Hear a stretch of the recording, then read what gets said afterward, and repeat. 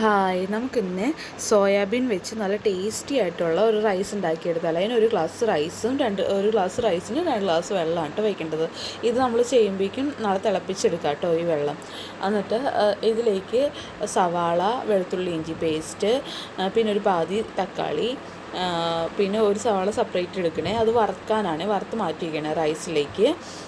അതിലേക്ക് നെയ്യും പിന്നെ സൺഫ്ലവർ ഓയിലും കൂടി ചേർക്കുക. എന്നിട്ട് ആദ്യം സവാള വറുത്ത് മാറ്റി വയ്ക്കുക. എന്നിട്ട് ഈ എണ്ണയിലേക്ക് തന്നെ മറ്റേ ബെലീഫും പിന്നെ കറുകപ്പട്ട, ഗ്രാമ്പൂ, ജീരകം ഇതൊക്കെ ഉള്ള മറ്റേ ഈ ഗരം മസാലയുടെ കൂട്ട് പൊടിക്കകത്തുണ്ട്, അത് ചേർത്ത് കൊടുക്കുക. അതിലേക്ക് സവാള ഇട്ട് വഴറ്റാം.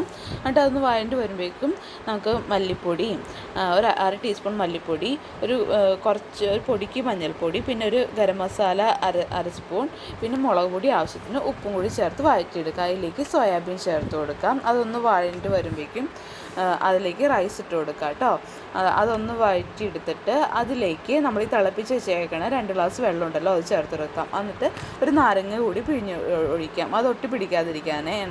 2 വിസിലാകുമ്പോഴേക്കും സംഭവം റെഡി ആയിട്ടുണ്ട്. അതിലേക്ക് നമ്മൾ നേരത്തെ വറുത്ത് വെച്ച സവാള ഇട്ട് കൊടുക്കാമേ.